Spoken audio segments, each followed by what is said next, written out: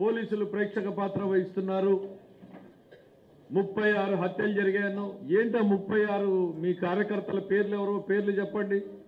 మరి 36 మంది మీ నాయకులు చచ్చిపోతే మీరు పరామర్శించడానికి ఓరు, మీ మాజీ మంత్రులు ఎవరు ఓరు, మీ రికార్డ్ అసిస్టెంట్ ఉన్నాడు ఒక ఆయన, అన్ని సకల శాఖ మంత్రి, ఆయన ఓడు.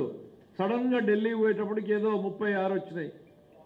శాఖ ఎవరు చచ్చిపోయారు, మీ కార్యకర్తలు ఎవరు, మీ నాయకులు ఎవరు, రండి శాసనసభకి చర్చిద్దామని చెప్పేసి మా హోమ్ మినిస్టర్ గారు మీకు ఇన్విటేషన్ ఇచ్చారు, రారు.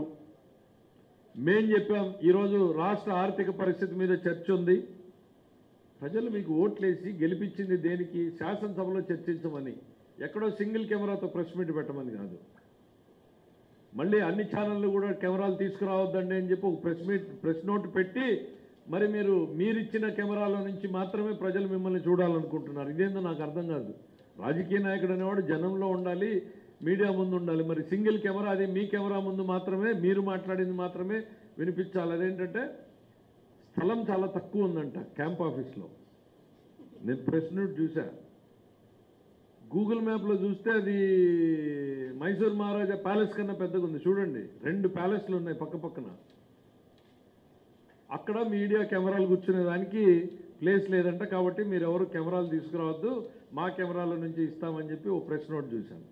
జగన్మోహన్ రెడ్డి గారు సువిశాలమైనటువంటి శాసనసభ మీకోసం ఎదురు చూస్తూ ఉంది. ఇక్కడికి రారు, ఢిల్లీకి పోతారు. ఢిల్లీకి పోయి ఆడేదో గల్లీలో ఫుట్పాత్ మీద కూర్చుని మీరు ఆవేదన అంతా వెళ్ళగక్కారు. అరే నేరుగా చెప్పండి, ఇండియా కూటమి నాయకులతో రాత్రిపూట చర్చించడానికి పోయాను నా భవిష్యత్ కార్యక్రమం మీద అని. దానికి ముసుగులు ఎందుకు?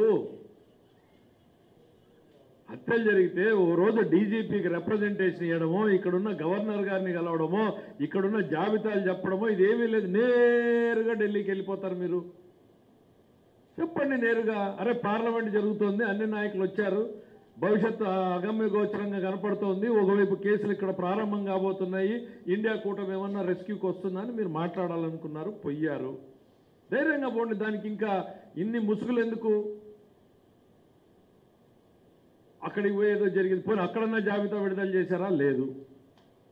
శాంతి భద్రతలు లేవు అని మీరు అంటున్నారు. ఇందాక లోపలికి వస్తూ ఉంటే ఎవరో చెప్తా ఉన్నారు, అదే సార్ వాళ్ళు కూడా చెప్తుండేది, శాంతి కూడా అదే చెప్తుంది, శాంతికే భద్రత లేదు అని చెప్తా ఉన్నారు అని. ప్రజలు మీ గురించి ఇంకా ఏంది, జగనన్న ఉంటే రైతు భరోసా వచ్చేది, జగనన్న ఉంటే అది వచ్చేది, ఇది వచ్చేది అని అనుకుంటున్నారని మీరు అనుకుంటున్నారు. ఇంకా భ్రమంలోనే గడుపుతున్నారా జగన్మోహన్ రెడ్డి గారు? ప్లీజ్ వాస్తవాల్లోకి రండి. రాజకీయాల్లో ప్రతిపక్షం ఉండాలి అని మేము కోరుకుంటాం. ఎందుకంటే అప్పుడప్పుడు అధికారంలో ఉన్నప్పుడు ప్రజల వాణి అనేటువంటిది ఆ ఛానల్ దాటుకుని వచ్చేకి ఆలస్యం